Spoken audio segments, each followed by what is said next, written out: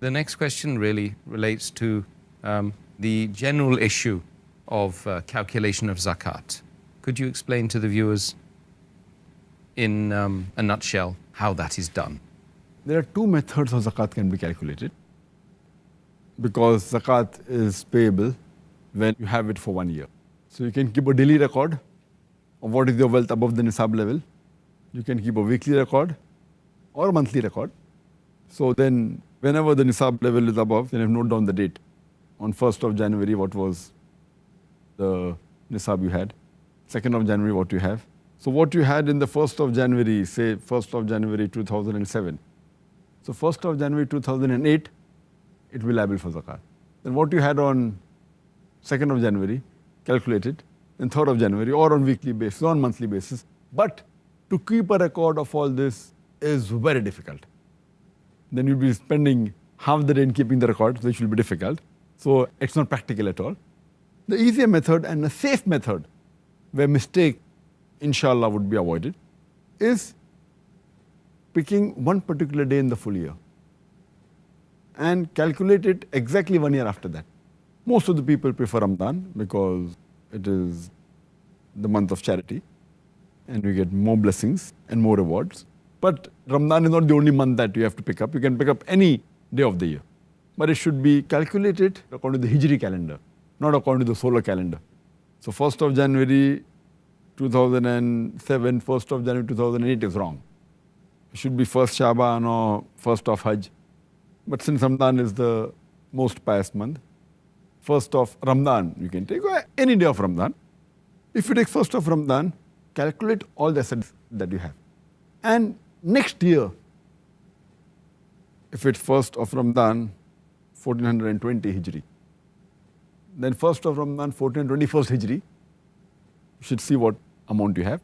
Now, if you calculate only on one day and see exactly 1 Hijri year later, 1 lunar year later, it is the safest method. There can never be any possibility that you will give less zakat. There can be high chances you may give more zakat, but never less. Why? If you keep on calculating daily, then the level keeps on going up and down. But if you calculate one particular day of the year, whichever day you pick up, and if there happens to be the lowest collection, the lowest saving in the full year, yet you are paying the minimum amount of zakat. Say on the 1st of Ramadan, you have 100,000 rupees as saving, or $100,000 as saving. And that happens to be the lowest saving in the full year. Yet, since it's the lowest, you have to pay zakat on what you possess for one full year. So you have to pay 2,500 rupees or $2,500 on that amount. It's safe. But it may be that it is the highest saving of the full year. So here itself, you may be paying a little bit more zakat, but you won't be paying less. But some people may think, oh, it is the highest saving. That means, I may be paying unnecessary more amount.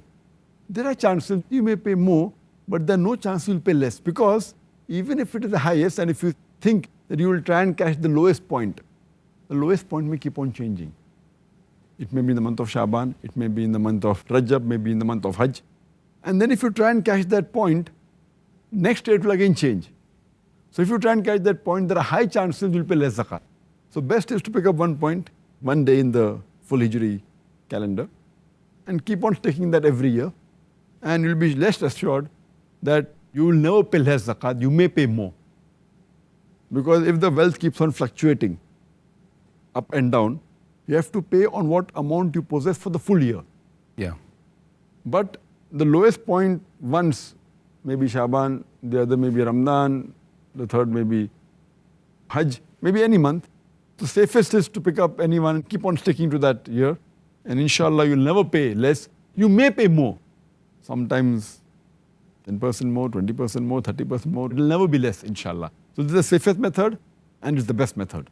And on this day, whichever day you pick up, you have to calculate all the savings you have, whether in cash, what is the bank balance, what is the gold you possess, whether in the form of jewelry, whatever stock you possess, whether in shares, whatever investment, all this you put together, or your business, the stock trade of your business, all put together.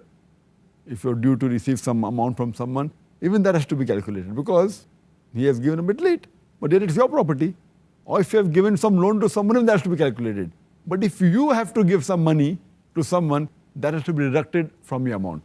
For example, you have taken a loan of $100,000 or 100,000 rupees, and the total amount is 500,000 rupees that you have in your home, cash in hand, cash in bank, stock, everything. So you have to minus from 500,000, 100,000.